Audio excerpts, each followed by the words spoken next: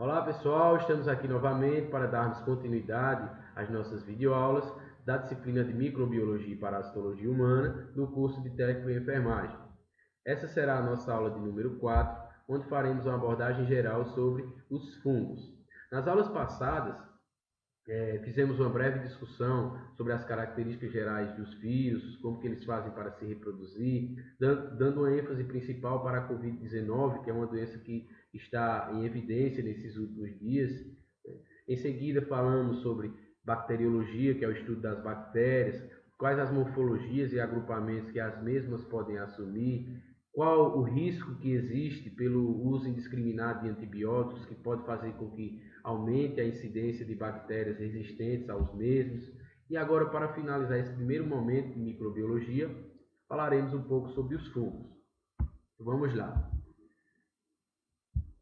Nessa aula, nós daremos o enfoque principal para as características gerais dos fungos, quais as características que os mesmos possuem, que os outros seres vivos não possuem ao mesmo tempo, sua nutrição, sua reprodução, quais as principais doenças que são causadas por fungos, que são mais conhecidas como micoses.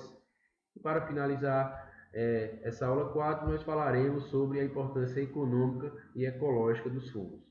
Aqui do lado tem algumas imagens mostrando alguns representantes de fungos. O primeiro seria o mofo, né?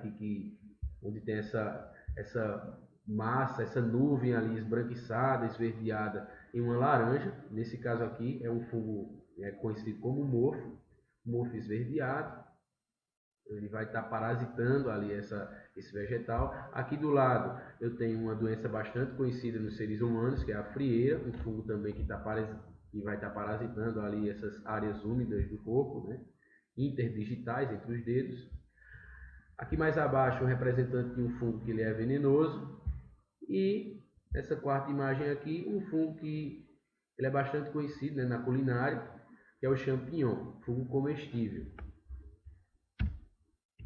Quanto às características gerais dos fungos, os mesmos, eles são eucariontes. Vocês lembram lá da aula de bactérias que eu falei que só as bactérias e alguns outros poucos seres vivos são procariontes. Procariontes quer dizer que não tem núcleo. Então o material genético lá da bactéria, o seu DNA, ele é espalhado ali no seu citoplasma. Diferente das células da maioria dos outros seres vivos, como por exemplo dos animais, dos fungos, dos protozoários, em que esse material genético ele vai estar compartimentalizado, ele vai estar guardadinho em uma bolsa, em uma membrana nuclear. Tá? Então, se o material genético ele está dentro dessa bolsinha, dentro de um núcleo, então vai ter núcleo consequentemente, eu digo que essa célula ela é do tipo eucarionte. Então, as células dos fungos, elas são eucariontes, porque o material genético ele está inserido em um núcleo. Tá? A maioria dos seres vivos tem essa característica. Então, os fungos são eucariontes, tem representantes que são unicelulares ou pluricelulares.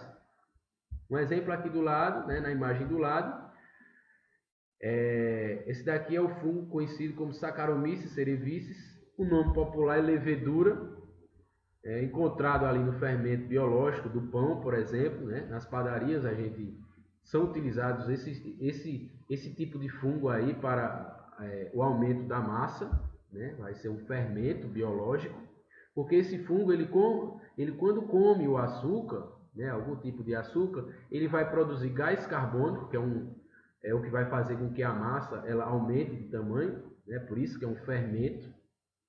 Mas também ele pode ser utilizado para outros fins, como por exemplo, nessa reação que ele produz, o gás carbônico, ele também pode produzir o álcool. Esse álcool ele pode ser purificado, né, e ser utilizado para a produção de bebidas alcoólicas, como é o caso de vinho e cerveja. É tanto que o nome do fungo, cerevisiae é em alusão à cerveja, porque ele é utilizado na produção de cerveja também. Exemplos de fungos pluricelulares, eu tenho aqui o champignon, né, que é um tipo de cogumelo. Existem várias espécies de cogumelos que eles são comestíveis, mas também existe uma série de cogumelos que eles são alucinógenos, eles são tóxicos. Um exemplo lá do joguinho do Mario, né? O porquê que aquele cogumelo vermelhinho, né, você quando bate lá, ele desce, faz com que a pessoa aumente, o Mario, né, aumente de tamanho, né? Quem jogou Mario sabe, quando o cogumelo ele desce, ele aumenta de tamanho o Mario. É justamente porque aquele tipo de cogumelo, ele é um cogumelo alucinógeno. A pessoa que faz a administração das substâncias que tem ali naquele cogumelo tem uma sensação de que as pessoas elas estão aumentando de tamanho. Certo? Isso aí é uma curiosidade, né? Quanto a forma com que eles se alimentam, eles são todos heterotróficos. Isso quer dizer que eles não conseguem produzir seu próprio alimento, diferente das plantas, por exemplo. A planta fica lá paradinha, né? Vai estar captando a luz solar, os nutrientes do solo, o gás carbônico, vai produzir o alimento dela. Os fungos não conseguem fazer isso. Assim como a gente também. A gente não consegue fazer como as plantas, produzir o nosso próprio alimento. Nosso próprio corpo produzir nosso próprio alimento. Então, quem não consegue produzir seu próprio alimento são os heterotróficos. A forma de obtenção desse alimento é por absorção, que é o que a gente vai ver no próximo slide. Então, aqui eu tenho a imagem de um cogumelo e do lado um esquema mais detalhado de como que é o fungo internamente, tá?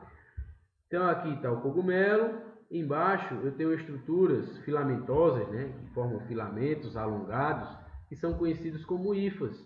É como se fosse um cadastro de um tênis, né, alongados ali. Não, muito parecido com raízes. Então, essas hifas elas servem tanto para sustentar o corpo do fungo, né, fazer com que ele não caia, mas também para fazer com que o fungo se alastre ali naquele ambiente, ele se espalhe.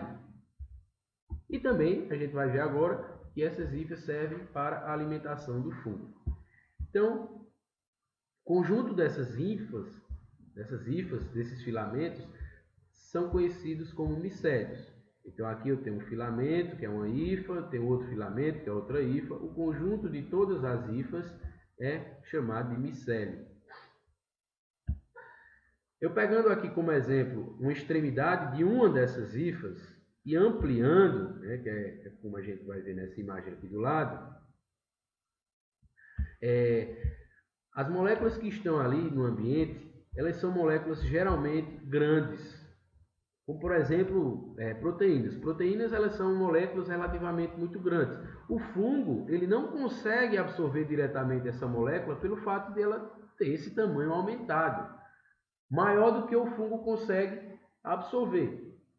A mesma coisa o amido, que é uma molécula também de açúcar muito grande, logo o fungo ele não consegue absorver essa molécula grande, mas ele tem uma estratégia, né, que é utilizada para quebrar essas moléculas grandes em partículas menores, né, possibilitando a absorção sequencialmente, desculpa. Então vamos lá, aqui está o fungo, ele vai liberar substâncias que são conhecidas como enzimas, que atuarão como se fosse, vamos dizer assim, tesouras, que irão degradar, irão quebrar, fragmentar essas partículas maiores em menores. Então as proteínas elas são formadas por partículas menores que são chamadas de aminoácidos. Então quando as enzimas elas entram em contato com a proteína, essas proteínas irão ser quebradas em aminoácidos, que são as partículas menores que formam as proteínas. Da mesma forma, o amido é um açúcar que ele é formado por unidades menores, conhecidas como glicoses. Um açúcar. Acho que vocês já ouviram falar da glicose e do amido. Então, essas enzimas, quando entram em contato aqui com o amido vai ser quebrado, degradado, em suas partículas menores, em partículas de glicose. Quando acontece essa quebra, essa degradação, esses aminoácidos e essa glicose agora eles podem ser absorvidos, porque eles estão reduzidos, eles estão em menores tamanhos. Tá? Então é por isso que se diz que a absorção, a nutrição dos fungos acontece por absorção, porque eles absorvem aquelas partículas menores ali do ambiente. Uma das principais diferenças, só a nível de curiosidade, né? A nossa digestão, nossa forma de obter alimento, ela é intracorpórea, ela acontece dentro do nosso corpo. Então você ingere o alimento pela boca, né?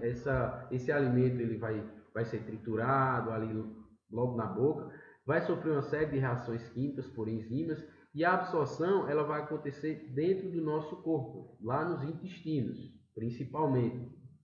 Tá? O dos fungos, essa nutrição é por absorção, mas absorção que acontece fora do corpo dele. Então veja, é uma diferença que é marcante dos fungos para a nossa espécie, né? Os seres humanos, por exemplo. Essa é só mais uma imagem para reforçar essa parte aqui de fungos, né? Note que aqui é o cogumelo e na parte subterrânea eu tenho os filamentos, que são as hifas. Essas hifas são formadas por várias células, ó, ampliei aqui, ó, várias células. Célula com núcleo, uma célula com núcleo. Só que existem fungos que têm uma estrutura que não tem essa divisão, como aqui do lado, mas isso daqui a gente não vai se aprofundar nesse tipo de classificação. Quanto à reprodução dos fungos. Os fungos eles podem se reproduzir de duas formas. Assexuadamente, isso quer dizer que não há a união de gametas, não há a união de um espermatozoide com um óvulo, como acontece na reprodução sexuada, que o nosso tipo de reprodução dos seres humanos é do tipo sexuada, porque envolve a união de gametas, envolve a união de células germinativas, células reprodutivas, que são o espermatozoide e o óvulo que se juntam. Se tem união de gametas, reprodução sexuada. Se não tem, assexuada. A reprodução assexuada dos fungos ela pode acontecer de três maneiras. Primeiro, por brotamento, que é o que acontece aqui na levedura, no fungo que está presente no fermento biológico. Fungo unicelular, então percebam aqui embaixo, ó, ele está aqui unicelular, um fungo só, e vai brotar outro fungo aqui dele. Note que não há união de gametas. Simplesmente tem um brotamento de um clone de um novo fungo aqui. Então, como essa reprodução vai brotando, vai emergindo uma nova célula, eu digo que esse tipo de reprodução assexuada é do tipo brotamento.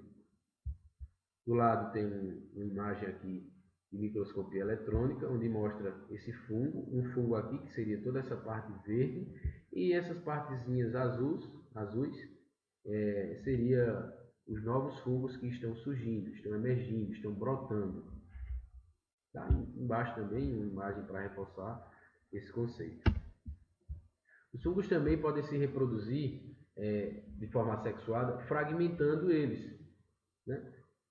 Então aqui está as hifas, se eu retiro um pedaço ali dessa hifa, se essa hifa ela cair em algum pedaço, eu colocar ela em algum pedaço que tenha recursos para o fungo, como água, nutrientes, esse pedacinho, esse fragmento aqui, ele pode se desenvolver e dar origem a um novo fungo. E uma outra forma de reprodução assexuada dos fungos é por esporulação, por esporos. É a forma mais comum de reprodução. Então, um exemplo aqui, a gente tem um mofo.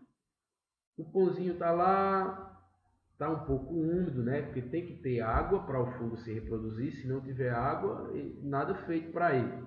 Né? Tendo em vista que ele é um ser vivo e todo ser vivo ele precisa necessariamente de água. Então, você deixou um pão lá, ele está um pouco úmido. Existem fungos em praticamente todos os lugares. Os fungos são cosmopolitas, então eles habitam quase todas as partes do planeta. Tá? Inclusive, se eu fizesse um experimento aqui com vocês e colocasse uma placa Petri, uma solução ali que tenha nutrientes para o fungo, certo? E eu colocasse aqui em cima dessa mesa, aguardasse cerca de 20 minutos, tá? E depois fechasse e aguardasse um período de 10 dias em média, quando eu fosse olhar novamente, aquela minha placa ela estaria cheia de fungos, cheia de bactérias também, por exemplo, porque os fungos eles estão em praticamente todos os lugares. Geralmente em suspensão, né? Ficam ali em forma de aerosóis, por exemplo, né? Suspensos no ar. Então vamos lá. Aqui está o fungo. Vou ampliar esse fungo. Ó. O fungo é basicamente como se fosse isso. Na parte de baixo aqui eu tenho as hifas. Aí o fungo ele tem um instinto natural de de perpetuar a sua espécie. Ou seja, ele quer fazer com que a sua espécie, seus descendentes, eles perdurem para sempre. Como que ele faz isso? Ele tem que ter uma estratégia que otimize, que seja muito eficiente para ele se dispersar no ambiente. Uma dessas estratégias é essa. Então a hifa está aqui, né, na parte do fungo. Aí o fungo vai emergir uma haste, uma estrutura alongada, onde no seu ápice eu vou ter células adaptadas e especializadas na reprodução. Veja que forma como se fosse uma cápsula aqui.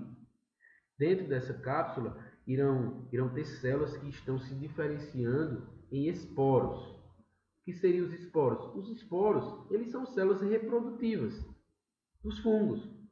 Tá? Então esses esporos vão estar sendo formados aqui nesse esporângio, né? Esse anjo vem de urna, como se fosse uma urna, algo que guardasse os esporos. E quando bater um vento, esses esporos eles estarão sendo dispersos ali através do ar. Então, ó, vamos supor aqui, ó, foi produzidos os esporos nessa extremidade. Os esporos, quando bater um vento, eles irão voar, se dispersar ali, né? Quando esse esporo cair em um ambiente favorável, um ambiente que tenha recursos disponíveis ali para o desenvolvimento do fungo, ele caiu lá e ele vai se desenvolver. É o que aconteceria naquela plaquinha de Petri. Então, aqui, ó, nesse ambiente que eu estou, por exemplo, está repleto de esporos de fungos. Eu estou inspirando aqui muitos fungos. Tá? A sorte que o nosso sistema imunológico ele dá conta, né, de destruir, de eliminar esses esporos. Então vamos lá. A gente viu, né, que a forma de alimentação dos fungos acontece por absorção, só que essa absorção ela pode acontecer de três maneiras. Pode ser uma absorção de matéria orgânica proveniente de seres que morreram, então eles iriam atuar como decompositores. Os fungos também eles podem roubar os recursos de alguma célula de outro ser vivo. No caso, eles atuarão como parasitas. Tá? Ou então eles podem ser amiguinhos de outros seres vivos, viver em harmonia, sendo mutualistas. Tá? Então, exemplo de fungos decompositores. Os fungos, pessoal, essa daqui é uma das grandes importâncias dos fungos para a natureza, para todos os seres vivos, porque eles fazem a ciclagem de nutrientes. Como assim? Ó, relembrando aí as aulas de ciência. Aqui eu estou representando uma espécie de cadeia alimentar, tá? Que começa com a planta, a lagarta come a planta, o pássaro come a lagarta, um pássaro maior come o outro pássaro. Então isso aqui é como se fosse uma cadeia alimentar. Qualquer ser vivo desse pode morrer. Quando ele morre, esses fungos decompositores, fungos que estão ali, né, dispersos no ar, eles irão fazer a decomposição desses seres que morreram, junto com bactérias e fungos decompositores. Como o próprio nome diz, irão decompor, irão dividir, fragmentar aquele ser que está grandão lá em partículas menores, irão se alimentar de uma parte desses elementos e outra parte desses elementos irá ser lançada no solo para atuar como fertilizantes das plantas. Então, note que é um ciclo. Começa tudo com a planta, né? Qualquer um desses pode morrer, o fungo vai, né, junto com bactérias, fazer a decomposição e devolver para a planta. Logo, se não tem fungos, todo esse processo aqui ele é interrompido. Então, muito provavelmente, se não fosse fungos e bactérias decompositores, a maioria dos seres vivos eles não estariam presentes no nosso planeta. Tá? Agora a parte de fungos que são parasitas. São aqueles fungos que vão entrar em contato com o nosso corpo. Na grande maioria das vezes, né, eles podem causar doenças. Então um exemplo aqui, né, nessa minha primeira imagem, é um exemplo de fungo que ele acomete a nossa pele, certo? Na maioria das vezes pode causar uma dermatite. É bastante conhecido esse quadro clínico aqui da primeira imagem como impingem. Então o fungo vai lá, vai estar se beneficiando de produtos que seu corpo mesmo produz, como a oleosidade da pele, o sebo que é produzido pelas glândulas sebáceas, aí ele aproveita uma situação em que o seu corpo ele está debilitado. Seu sistema imunológico ele está deprimido, né? Ou então você está fazendo o uso de medicamentos como antibióticos.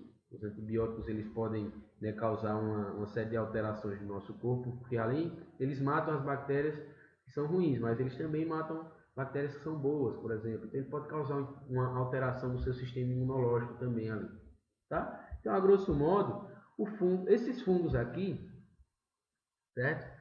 A maioria deles estão presentes na nossa pele normalmente, vivendo como comensais. Isso quer dizer que eles não vão causar doenças, mas eles vão aproveitar algum momento em que o seu sistema imunológico ele está debilitado, aí esse fungo vai fazer a festa, né? Porque você não tem mais o sistema imunológico ali ativo, eficiente, para controlar a população desses organismos, aí eles conseguem se multiplicar.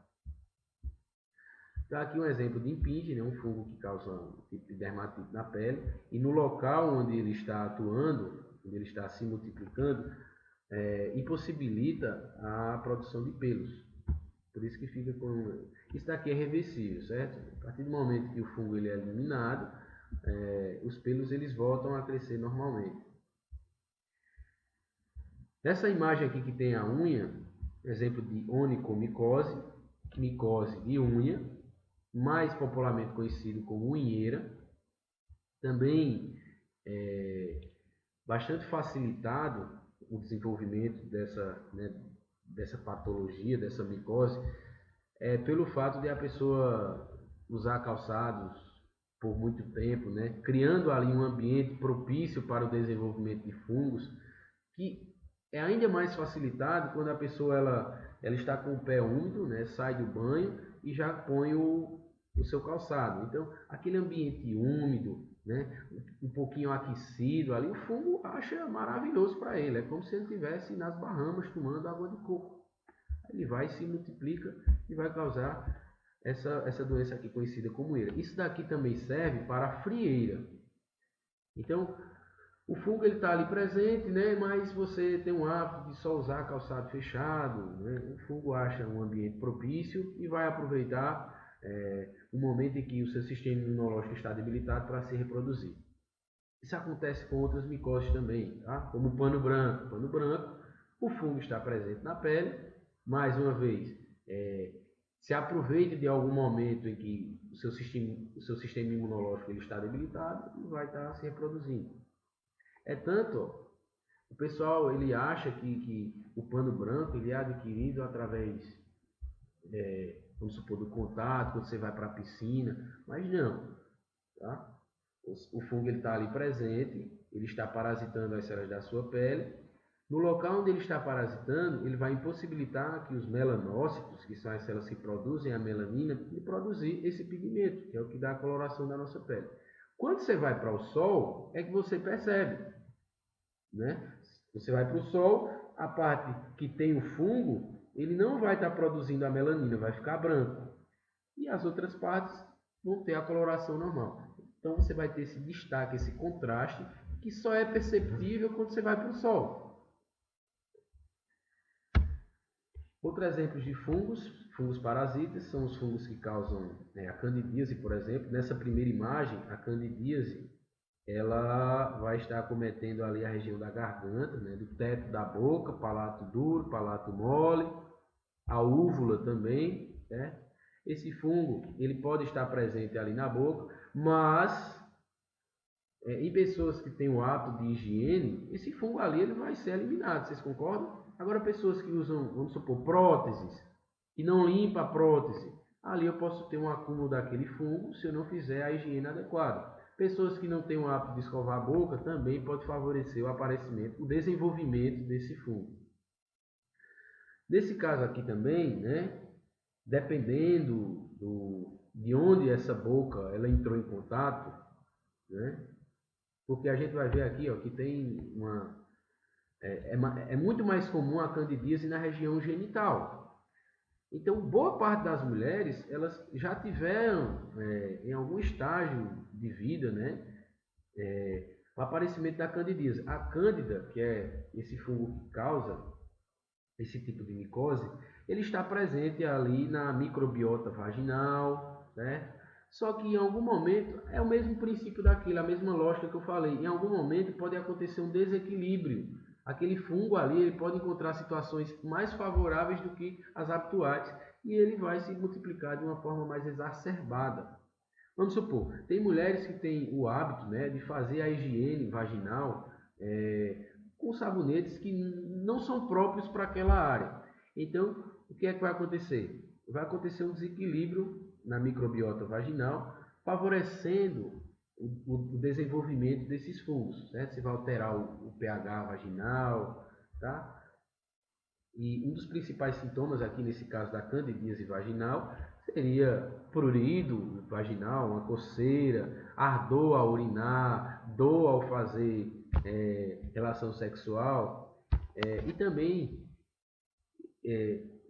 um dos principais sinais seria o escorrimento de uma secreção esbranquiçada, né, com a textura meio que viscosa, que aparece nas roupas íntimas. Homens também, só que é menos comum eles desenvolver a candidíase, né? Porque o sistema reprodutor dele ele é bem diferente da mulher. Então aqui nessa imagem que mostra um pouco de cabelos, né? Isso aqui é a caspa. Acredito que a maioria saiba que a caspa ela é causada por fungos também em pessoas que são mais propensas.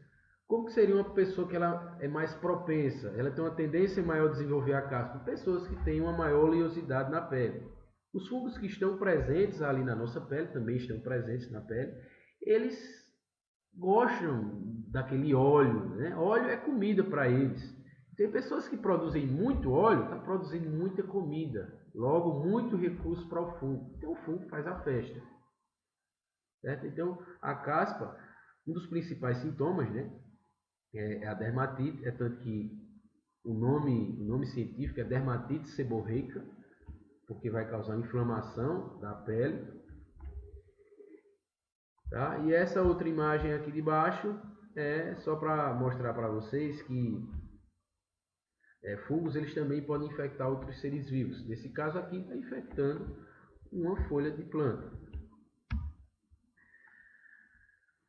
Como eu falei para vocês, nós também iremos ver a importância dos fungos, a importância econômica. Nesse caso, na culinária, por exemplo, aqui tem uma série de cogumelos que são comestíveis. Esse cogumelo aqui ele faz parte da infância de muitos aqui, né? Cogumelo do sol. Não sei nem se ainda existe esse cogumelo. Mas era aquela propaganda que tinha muito, se eu não me engano, na Rede TV. Cogumelo do sol, tal, que curava uma série de sintomas aí, de doenças. Certo? O champignon aqui no meio, ó, bastante conhecido. E as trufas são alimentos caríssimos, onde uma simples pitadinha da trufa em um prato simples, né? Um prato trivial, ele pode fazer com que aquele prato ele custe muito caro. As trufas são muito caras. Como a gente viu, os fungos, aquele fungo lá, o Saccharomyces cerevisiae, a levedura, ele vai realizar reações químicas que vai produzir álcool e gás carbônico. Então, o gás carbônico ele vai aumentar a massa do pão, se ele for para esse fim, e ele pode também estar produzindo álcool, no caso, se for para o fim de produzir bebidas alcoólicas, cerveja e vinhos.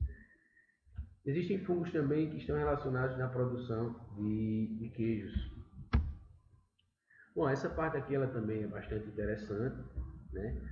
Que vai mostrar o primeiro antibiótico que foi produzido, que foi a penicilina, que é uma substância produzida por um fungo, né? O Penicillium notatum. Então, a penicilina ela foi descoberta no ano de 1928 pelo um médico sueco chamado de Alexander Fleming. Ele descobriu essa penicilina ao acaso. Ele era um médico que estudava o desenvolvimento de bactérias e como combatê-las. Aí ele deixou as placas lá no seu estudo em casa, né? Aí quando foi viajar com a família que voltou, ele percebeu que nas suas culturas de bactéria, onde tinha o mofo, né, elas mofaram, onde tinha o mofo, perto do mofo não tinha mais bactérias. Então ele concluiu que aquele mofo, aquele fungo, ele estava produzindo substâncias que matavam bactérias. No ano seguinte, né, em 1929, isso daí já caiu em esquecimento. Só 10 anos depois, onde dois outros cientistas lá da Universidade de Oxford, eles repetiram, reproduziram aquele estudo de Alexander Fleming e eles conseguiram purificar a penicilina, né? Separar a penicilina daquela solução e passou a ser utilizada por soldados na Segunda Guerra Mundial, onde salvou milhares de vidas. No ano de 1900, se eu não me engano, 1945, o Alexander Fleming e esses dois outros cientistas que conseguiram fazer a purificação da penicilina, eles ganharam o Prêmio Nobel de Medicina. Então, pessoal, essa foi a nossa aula sobre fungos. Espero que tenham gostado. A nossa próxima aula, a aula de número 5, nós abordaremos os temas de infecção, inflamação e de intoxicação. Nos dedicaremos principalmente em saber diferenciar esses conceitos. Tá bom? Então, até a próxima aula. Tchau, tchau. Valeu!